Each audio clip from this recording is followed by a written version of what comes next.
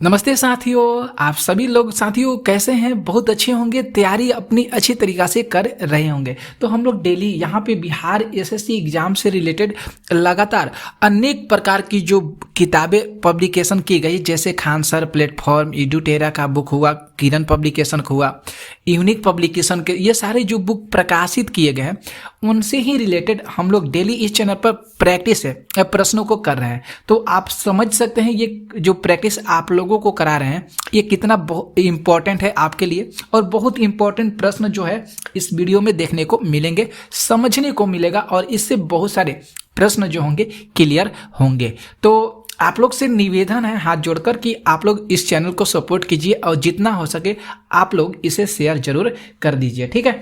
तो हम लोग प्लेटफॉर्म के जो बुक से आज देखेंगे, प्रैक्टिस सेट नंबर 3 होगा। ओके, तो आइए हम लोग स्टार्ट करते हैं। और हाँ, डेली हम लोग इस चैनल पर जो भी बुक से रिलेटेड कंटेंट लाते हैं उसमें हमेशा 50 प्रश्न लेते हैं, जो आपके लिए बहुत इंपॉर्टेंट होता है, क्योंकि सारे बुक का मैं अच्छे तरीक़ा से एनालाइज करते हैं। फिर उसके बाद जो भी प्रश्न होते हैं उसको लेने का प्रयास करते हैं कि ये प्रश्न हो सकता है आ जाए। ओके, तो देखिए यहाँ पे प्रश्न पहला, यहाँ पे जो देख सकते हैं पहला प्रश्न है कि वायु में ध्वनि का वेग क्या करता है। वायु में ध्वनि का वेग क्या करता है, बहुत अच्छा सा प्रश्न है। तो यहाँ पे देखेंगे डी ऑप्शन को हम लोग सही करेंगे, तापमान के घटने से घटता है। यहाँ पे जो डी ऑप्शन हो रहा है ये सही हो रहा है, तापमान के घटने से घटता है वायु में ध्वनि का वेग। ओके, ये ठीक हो गया, ठीक है। आगे देखते हैं प्रश्न, हम लोग आते हैं दूसरे नंबर प्रश्न पे। यहाँ पे ध्यान से देख लीजिएगा साथियों, कुछ थोड़ा सा हम इसको थोड़ा सा कम कर लेते हैं। यहाँ पे देख लीजिए दूसरा जो प्रश्न है कि धातु तार में वैद्युतीय धारा का प्रवाह किसके कारण होता है। जो धातु का तार होता है उसमें विद्युत धारा का प्रवाह किसके कारण होता है, तो इलेक्ट्रॉन के कारण होता है। किसके कारण होता है, तो इलेक्ट्रॉन के कारण होता है। उससे जो धातु वाला तार होते हैं उसमें जो विद्युत धारा प्रवाहित होती है वह उसके अंदर क्या प्रवाहित होते हैं, तो उसके अंदर इलेक्ट्रॉन प्रवाहित होते हैं। और एक वैज्ञानिक का नाम है बेंजामिन फ्रैंकलिन। उन्होंने आवेश को धनात्मक आवेश और ऋणात्मक आवेश नाम दिया है। किसने दिया है, तो बेंजामिन फ्रैंकलिन ने दिया है। जो आवेश होते हैं, दो प्रकार के आवेश होते हैं, एक होते हैं धन आवेश और एक होते हैं ऋण आवेश, ठीक है। तो इसे ध्यान में जरूर कवर कीजिएगा। प्रश्न देखिए तीसरा, यहाँ पे देखिए तीसरा प्रश्न, तीसरा जो प्रश्न संख्या है कि ध्वनि ऊर्जा को वैद्युत ऊर्जा में परिवर्तित करने वाले यंत्र का क्या नाम है। तो जो ध्वनि ऊर्जा है उसको विद्युत ऊर्जा में जो कन्वर्ट करता है उस यंत्र का क्या नाम है, तो उस यंत्र का नाम माइक्रोफोन हो जाएगा। उस यंत्र का क्या नाम होगा, तो उस यंत्र का नाम माइक्रोफोन हो जाएगा। ध्यान में जरूर रखिएगा, ठीक है। आगे देखते हैं प्रश्न हम लोग। अगला यहाँ पे जो चौथा नंबर प्रश्न है, देखिए यहाँ पे जो प्रश्न संख्या चौथा है कि वायुमंडल की ऊपरी परत द्वारा किस प्रकार के विकिरणों का अवशेषण किया जाता है। विकिरणों का अवशेषण किया जाता है वायुमंडल की ऊपरी परत के द्वारा। तो यहाँ पे देखेंगे डी ऑप्शन को सही करेंगे, पाराबैंगनी किरण होती है। जो पाराबैंगनी किरण होती है यहाँ पे डी ऑप्शन ये सही होगा। कौन सा सही होगा, ये पाराबैंगनी किरण सही होगा, क्योंकि पाराबैंगनी किरण जो है ये चर्म कैंसर जैसे अनेक रोगों के कारण होती है। चर्म जो रोग होते हैं उसके कारण जो है ये पाराबैंगनी किरण जो है इसके वजह से बहुत प्रकार की रोगे जो है होती रहती है, ठीक है। आगे देखते हैं प्रश्न हम लोग 5 नंबर। यहाँ पे देखिए 5 जो प्रश्न है कि हाइड्रोजन बम का आविष्कार किसने किया है। तो हाइड्रोजन बम का आविष्कार एडवर्ड टेलर के द्वारा किया गया है। देखेंगे तो डी ऑप्शन यहाँ पे सही होगा। किसके द्वारा हाइड्रोजन बम का आविष्कार किया गया है, तो एडवर्ड टेलर के द्वारा हाइड्रोजन बम का आविष्कार किया गया है। इसे ध्यान में रखिएगा, बहुत अच्छा चीज आप लोगों को बताया है, ठीक है। आगे देखते हैं हम लोग प्रश्न, देखिए अगला आते हैं हम लोग 6 नंबर पे। यहाँ पे जो 6 नंबर प्रश्नों को देख सकते हैं कि निम्नलिखित में से किसका आस्कंदन कारक के रूप में मृदु पेय के निर्माण में प्रयुक्त किया जाता है। बहुत अच्छा सा प्रश्न है, जिसको सोविंग एजेंट के नाम से जानते हैं, जिसका उपयोग जो है रूप है मृदु पेय, जो पीने वाला होता है, पेय के मतलब होता है पीने वाला, उसके रूप में किया जाता है। तो ए ऑप्शन हम लोग सही करेंगे, फास्फोरिक अम्ल का उपयोग किया जाता है। किसका उपयोग किया जाता है? तो फॉस्फेरिक अम्ल का उपयोग किया जाता है। जैसे जेली होता है, जैसे जेली हो गया, या जिलेटिन उसको नाम से जानते हैं, तो ये सारे चीज जो है इसके अंतर्गत आते हैं। प्रश्न देखते हैं हम लोग 7 नंबर। यहाँ पे जो प्रश्न संख्या 7 है कि निम्नलिखित कार्बनिक यौगिकों में से किसके आयरन यौगिक से उत्पादन झाग को निकाला जाता है। आयरन यौगिक से उत्पादन झाग को निकाला जाता है। अच्छा सा प्रश्न आ गया, और ये बहुत सुंदर सा प्रश्न, बहुत अच्छा सा प्रश्न है। तो ए ऑप्शन को हम लोग टिक करेंगे सही। ऑक्जेलिक अम्ल किसके कारण? तो ऑक्जेलिक अम्ल के कारण, जो भी कार्बनिक यौगिक होते हैं उसमें से आयरन यौगिक के उत्पाद जो होते हैं उसमें से दाग निकालने का काम करता है। कौन सा अम्ल? तो ऑक्जेलिक अम्ल। इसे ध्यान में रखिएगा आप लोग।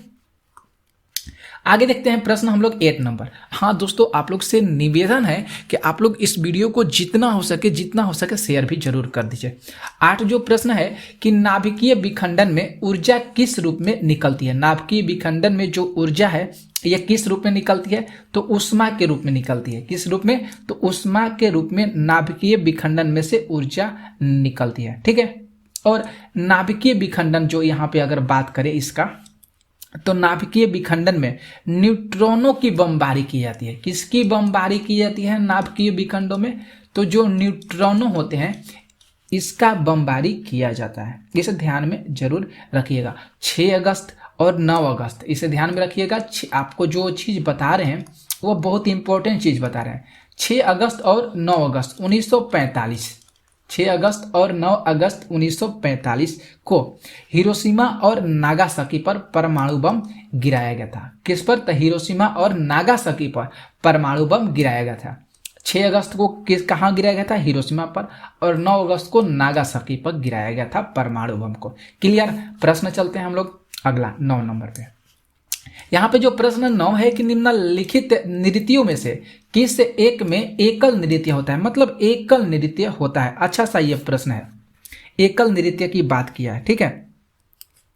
तो इसमें से देख सकते हैं कुचिपुड़ी, भारतनाट्यम। बहुत ये अच्छा सा ये प्रश्न आप लोगों के सामने जो है आ गया है, और इसे देखने का जरूर प्रयास कीजिएगा, और जितना हो सकेगा ना आप लोग इसे जरूर शेयर कर दीजिएगा दोस्तों। ये आप लोग से निवेदन है।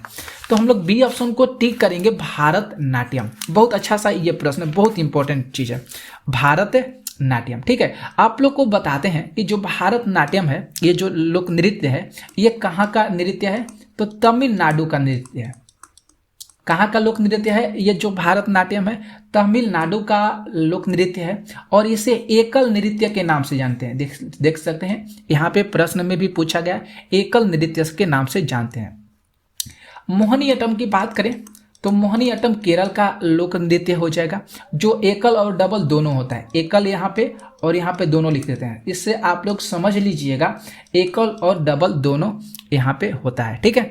अगर बात करें उड़ीसी की, तो उड़ीसा से हो जाएगा उड़ीसा। ये किसका लोक नृत्य है? तो उड़ीसा का।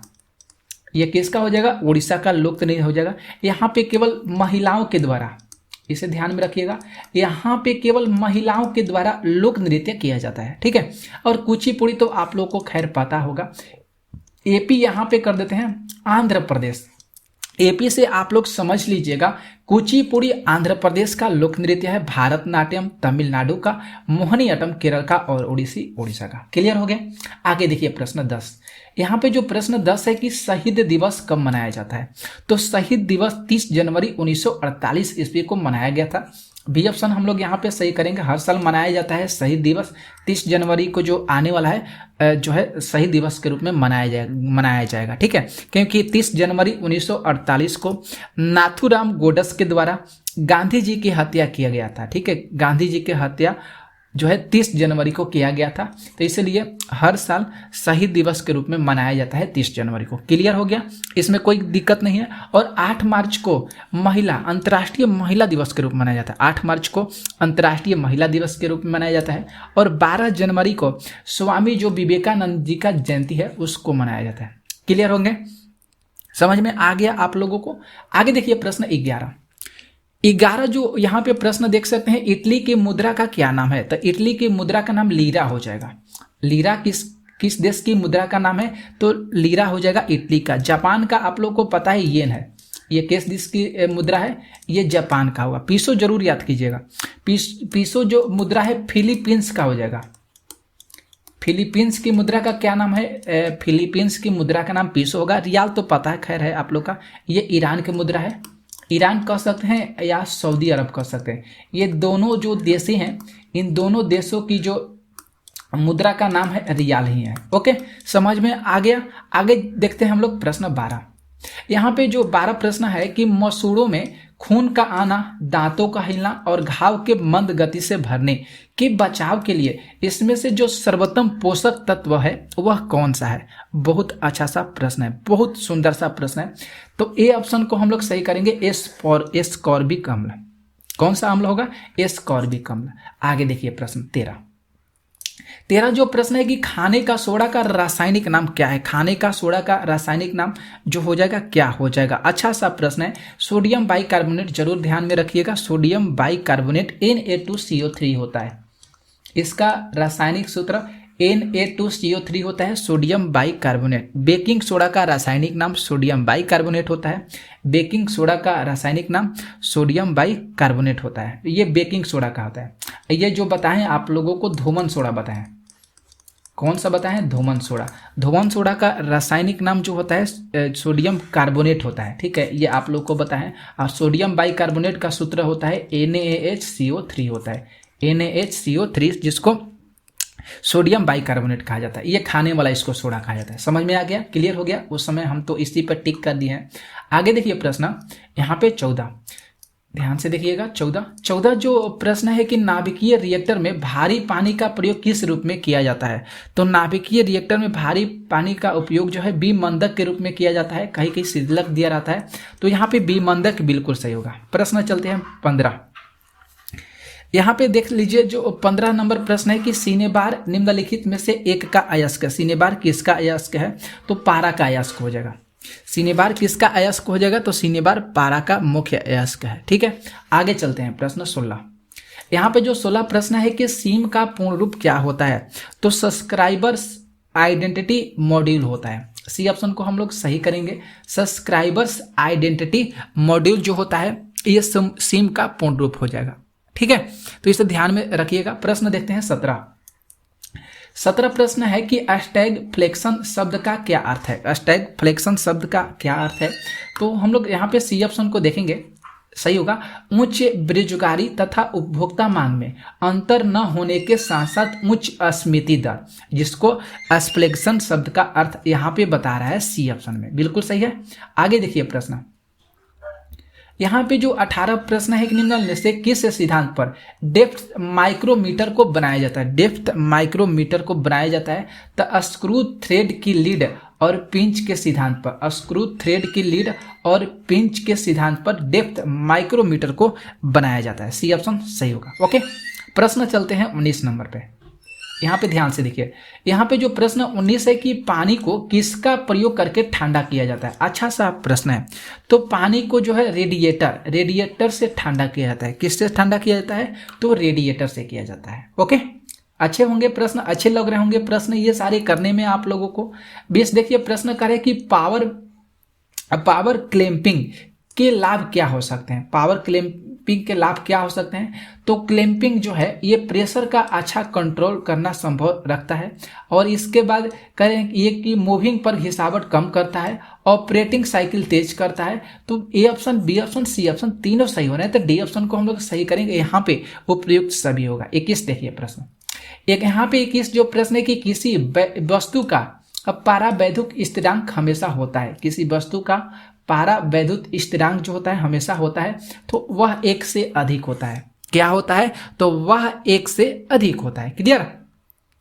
आगे देखिए प्रश्न, यहाँ पे जो 22 प्रश्न है कि चार्जिंग क्या है। चार्जिंग जो हम लोग करते हैं, कोई भी जो इलेक्ट्रॉनिक जो चीज़ होती है उसको हम लोग चार्ज करते हैं, तो यहाँ पे चार्जिंग क्या है उसके बारे में पूछ रहा है। तो किसी सेल को डिस्चार्ज होता है तो उसको पुनः डीसी से जोड़ना, मतलब वह अगर कोई भी बैटरी हो गया, कोई भी सेल हो, अगर डिस्चार्ज होता है तो हम लोग फिर उसको क्या करते हैं, चार्ज करते हैं, तो वही होता है। ठीक है। तो इस देखिए प्रश्न है कि भारतीय स्थल सेना के उत्तरी कमांड का मुख्यालय कहाँ पे स्थित है। भारतीय स्थल सेना के, अच्छा सा प्रश्न है, तो उधमपुर में स्थित है। कहाँ पे स्थित है, तो उधमपुर में स्थित है। ओके। भारतीय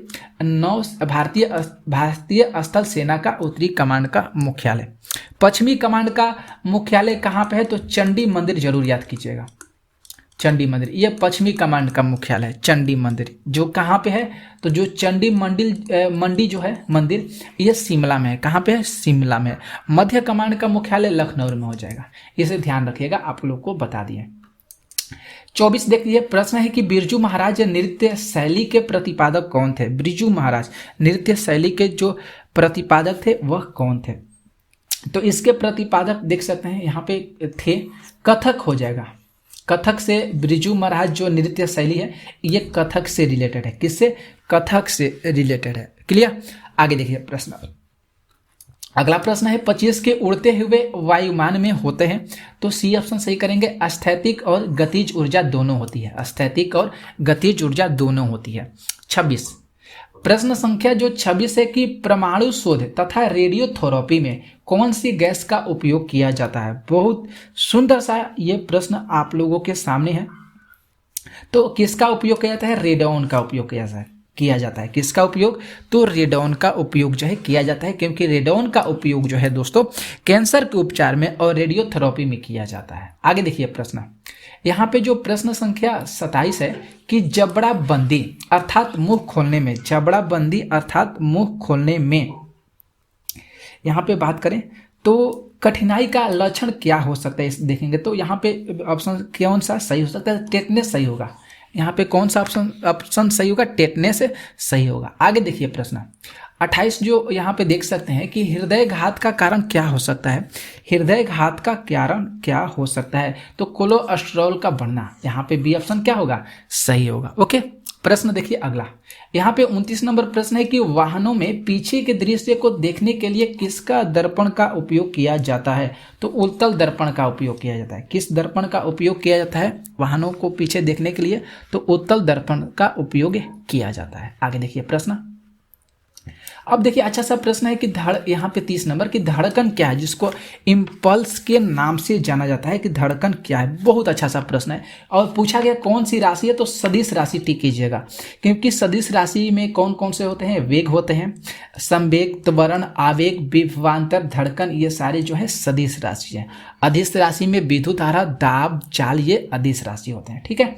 आगे देखिए प्रश्न, यहाँ पे जो 31 नंबर प्रश्न है कि मानव मस्तिष्क का सबसे बड़ा भाग होता है, तो प्रमस्तिष्क होता है। कौन सा होता है, तो प्रमस्तिष्क जो है ये मानव मस्तिष्क का सबसे बड़ा भाग, जिसको सेरेब्रम के नाम से जानते हैं।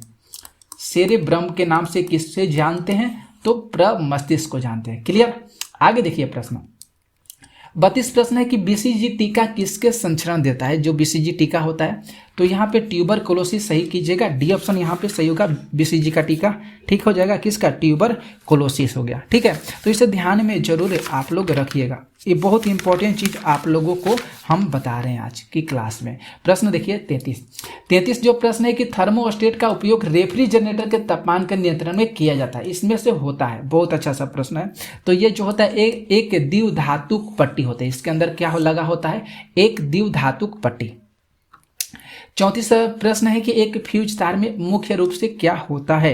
एक फ्यूज तार में जो होना चाहिए, अल्प गलनांक और उच्च प्रतिरोधक होना चाहिए। अल्प गलनांक और उच्च प्रतिरोध होना चाहिए।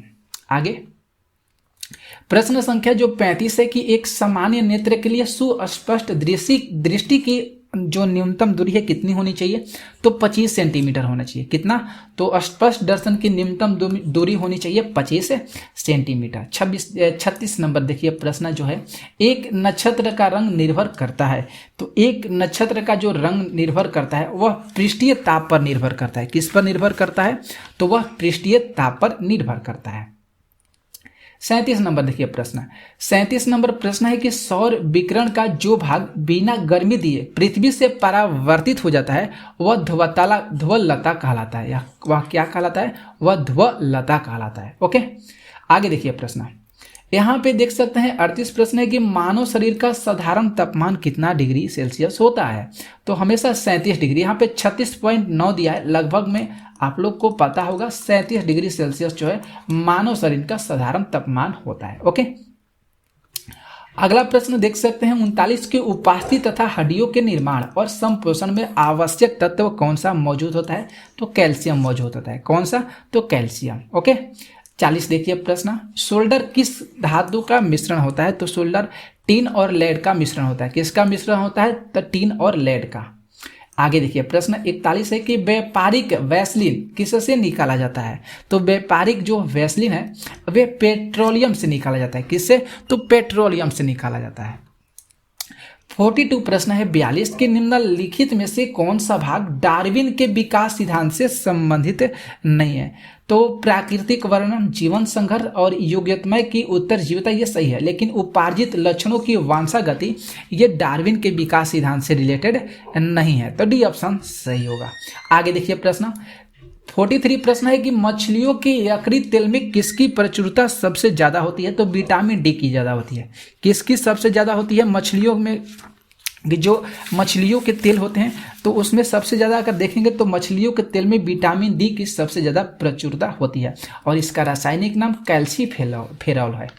आगे देखिए प्रश्न 44 प्रश्न है, निम्नलिखित में से कौन ऊर्जा प्रदान नहीं करता है, तो इसमें से ऊर्जा कौन सा प्रदान नहीं करता है, तो देखेंगे तो यहाँ पे सी ऑप्शन सही होगा। विटामिन जो है किसी प्रकार का ऊर्जा प्रदान नहीं करता है, इसे ध्यान में जरूर रखिएगा। प्रश्न हम लोग चलते हैं 45 नंबर।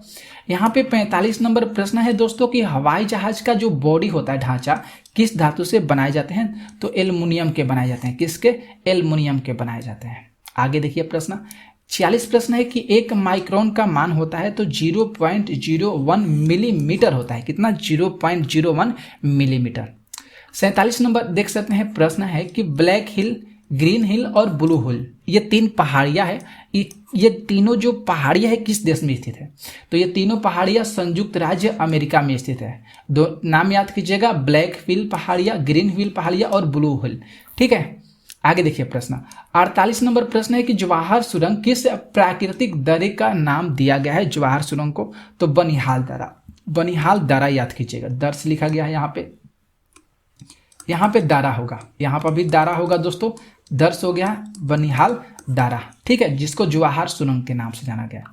49 प्रश्न है कि उकाई परियोजना किस नदी पर है, तो ताप्ती नदी पर उकाई परियोजना है। किस नदी पर, ताप्ती नदी पर। और लास्ट प्रश्न देखिए 50 की भारत का सबसे बड़ा बंदरगाह कौन सा है, तो मुंबई में है नाहवा। ठीक है, भारत का सबसे बड़ा बंदरगाह कौन सा है, मुंबई। तो 50 प्रश्न कराएं, आप लोगों को कैसा लगा कमेंट करके जरूर बताइएगा। जितना हो सके वीडियो को भी शेयर कीजिएगा। मिलते हैं नेक्स्ट वीडियो में ऐसे ही बहुत इंपॉर्टेंट प्रश्नों के साथ। तब तक के लिए दिल से जय हिंद जय भारत, जय हिंद जय भारत। ओके।